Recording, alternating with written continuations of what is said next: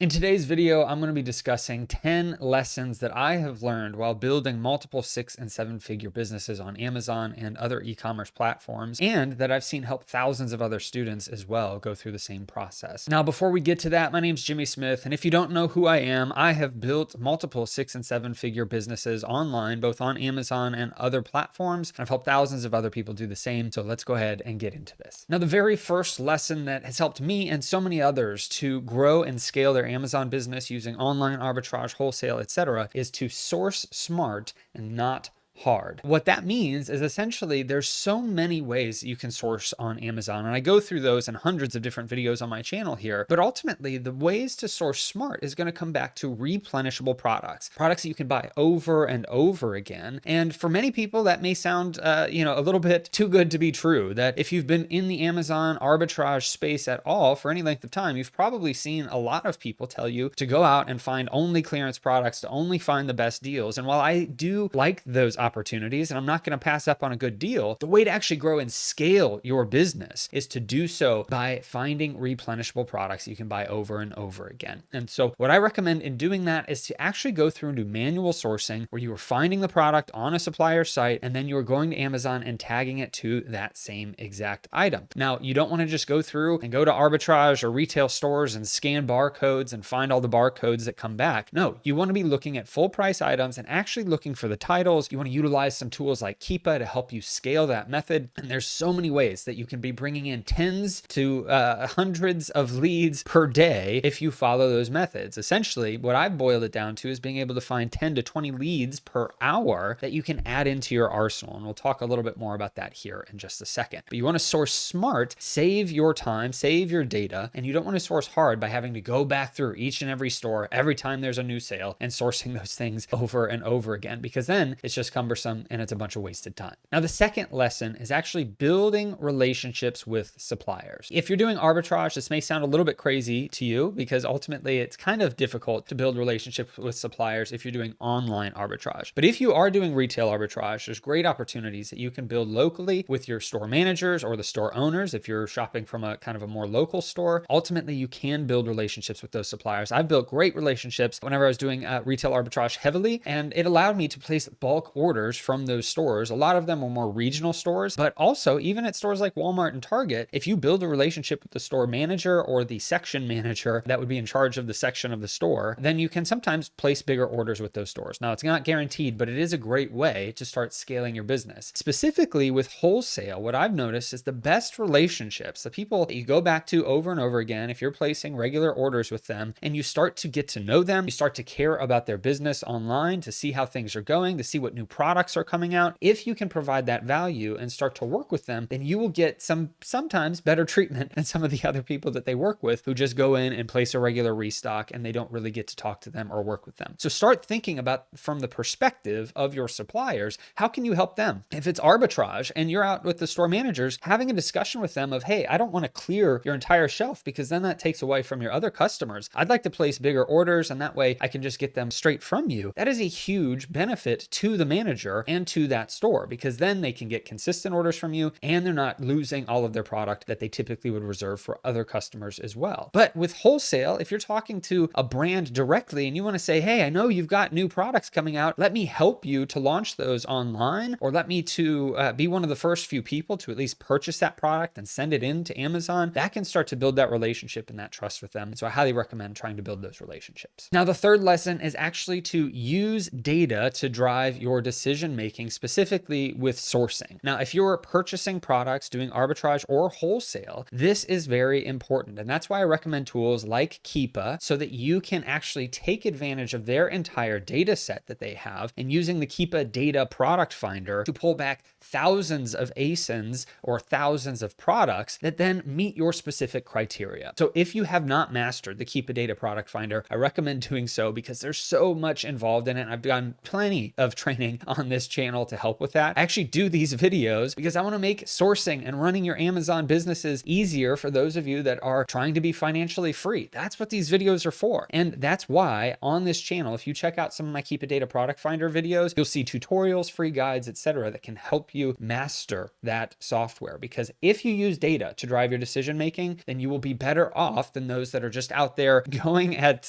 by the seat of their pants, so to speak, of just scanning a bunch of barcodes, and they're not using the data available to them that they should be to help make those sourcing decisions even better. Now, the fourth lesson is to actually maximize every minute of your sourcing time. Now, what does that mean? Now, typically what I see with newer sellers and even sometimes experienced sellers is that they will be sourcing products and they're just looking for things that they can send into Amazon, things that meet their minimum criteria for return on investment, for profitability, for anything, right? They may be just looking for a specific thing. And if it doesn't meet that specific thing or multiple specific things, then they are going to pass up on that item and just never go back to it again, or maybe go through that in the future, wasting their time again in the future. And so what we want to do is to maximize every hour of sourcing by saving data. If we find a product that has even some potential for future profitability, we need to save that in a lead storage database of some sort, whether it's Google Sheets, whether it is Replen Dashboard and the lead tracker there, or it's the Cheddarsoft and OH Cheddar, it's 3P Mercury. There's tools out there to help you save leads. And if you are out there sourcing and you've got a supplier with that same exact product and you have an Amazon ASIN and the Keepa chart looks decent, but it's just not meeting your profitability metrics, then you need to save that. That's where you can save 10 to 20 leads per hour, things that typically you would pass up on. But if you save that data in the future, it may be profitable. And in the future, you don't have to resource those items because you've already saved them in your database for you to come back to later. If there's a coupon or a sale or a discount that comes out, then you can just simply go through all of those products that you had in the past found, and you can find the best items that maybe were at a 15 or 20% return on investment before, but now with that discount are at a 40 or 50% ROI or return on investment. Ultimately, that can help scale your business to a whole new level if you just start implementing that one lesson. Now, the fifth lesson is actually to diversify your inventory. Now, when you are looking to build and grow your business, if you're brand new, if you find a good string of products in a one section or category, then just double down on those and get more products into Amazon. But as you're starting to build your business, you want to diversify your inventory and to multiple different categories, multiple different brands, because as most Amazon sellers know by now, Amazon will shut down categories. They'll gate brands. Things will happen to where you can no longer sell one specific thing. And so you need to make sure to diversify across different products, different brands, different categories, so you can safeguard your account and safeguard your Amazon business even more. So if you're under $10,000 per month or so in sales, you can most likely stay in that honey hole that you found of, hey, these are all great products that I can purchase and send in. But if you're looking to grow past $10,000 per month in sales, then you really need to focus on diversifying, start looking at other categories, using the knowledge that you have found or utilized or learned for the specific category that you're already sourcing in. Now, the sixth lesson is that Amazon is a cash flow business. What a lot of people think is that Amazon is a way to have a side hustle that ultimately pays them very quickly. And while that is good, it can also be detrimental. So yes, Amazon can pay you very well if you do it in the right way. But if you aren't reinvesting profits back into the business, then that's going to kill your cash flow and it's going to really hurt your growth in your business. And so you need to be looking for ways to reinvest those profits back into Amazon as quickly as possible as well. So while some people may employ the buy and hold method, and I've done that in the past and still like it to a certain extent, where you buy something for, $50 and you hold it until you can sell it for $300 a year later, that may be great, but sometimes that can be detrimental to your actual Amazon business. So you need to use that model in specific instances. You don't want to create your whole business around it though, because it can hurt your cash flow. Unless you have money to just invest and park in Amazon, where you're just buying products that you know in the future are going to go up a bunch in value, there's no reason to do that if you're looking to build a business quickly and with much more scalability. Because if you're trying to scale your business, you need to have cash flow turning over consistently every 30 to 45 days is best, definitely under 60 days. And if you're going over 60 days, then you're really slowing down the growth of your business. So you need to find items and be willing to sell items as quickly as possible at a profitable amount so that then you can grow your money that then you can buy more inventory from. Amazon is a cash flow business. Mastering that aspect is key to growing and scaling in the long term. Now, the seventh lesson that we've learned is scaling with systems is extremely important. You cannot scale this business without proper systems in your business. It's one reason that I trained students of mine on over 100 different standard operating procedures for sourcing and prep and ship and account management, account health, etc., cash flow, because ultimately those systems is what is going to take you from being at $5,000 or $10,000 per month to being over $30,000, $40,000, $50,000 per month, or even further than that. If you employ those systems and you actually spend time building those and using them into your business, you will see those results moving forward. And it's a great lesson to learn that if you can't systemize something, then ultimately there's going to be a bottleneck there. And if that bottleneck exists, it's going to stop your ability to grow. And you need to have these systems so you can outsource things to other people so that as your business is growing, you are no longer having to do that one activity or those multiple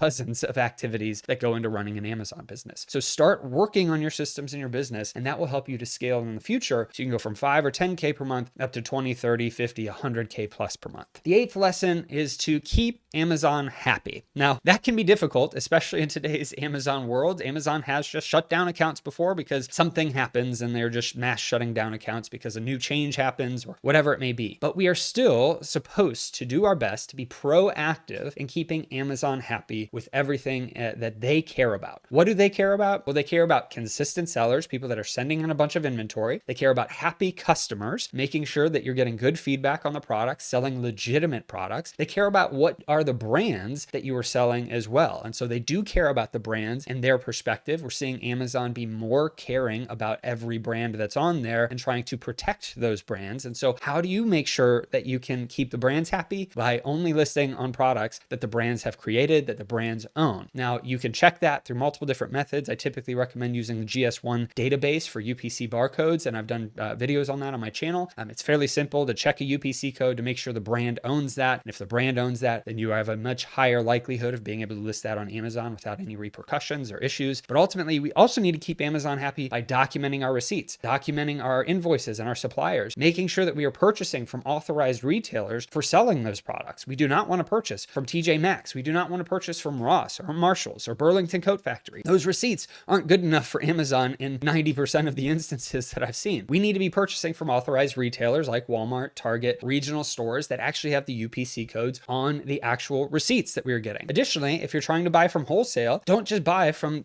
an Amazon distributor. You need to buy directly from an authorized distributor, whether it's a regional distributor of a bunch of different products or it's actually directly from the brand. These things keep Amazon happy. And even if they get mad at you and shut you down for a little bit, if you have this documentation, you are much more likely to get your account reinstated. I mean, I can't guarantee it'll be fast. Sometimes it can be slow. Sometimes it can be faster. But ultimately, Amazon cares about having legitimate businesses operate on their platform. And so you need to do your best to be proactive for Amazon so that when you have to be reactive, you have the right information that they're looking for. Now, the ninth lesson, before I get to the 10th one, is surrounding yourself in a great community. Now, there's free communities out there. There's paid communities out there. Ultimately, you are looking for a support system that you can run your questions by, that you can learn from, that you can stay up to date on the latest news from. And I recommend a couple different opportunities. One, if you want a free community, it's called the Amazon FBA My Silent Team. If you go to bit.ly/MST group, you can check out that free Amazon seller community, over 75,000 members at the time of this recording. Also, if you're looking for a paid community where you can surround yourself with the motivated business owners that are looking to grow and scale their Amazon, Walmart, eBay, and other e-commerce businesses, I recommend applying for my community at askjimmysmith.com/legends. It's an excellent place to be if you're looking to grow and scale with systems, if you're looking to double down on your sourcing, if you're looking to learn about the cash flow management, the account management, account health, etc. That's where you can go to do that. Now, the 10th lesson is actually to diversify your income streams. If you are a new seller, you may not be ready for this just yet. If you're under 10K per month, I don't recommend trying to learn a whole nother platform at the same time, because it's just going to spread your focus too thin. It's going to spread it between two different places, and that's not good. Ultimately, you're looking to diversify to Walmart or eBay or other platforms, other types of selling online. If you're doing arbitrage, maybe transitioning and adding in wholesale, or doing proven product partnering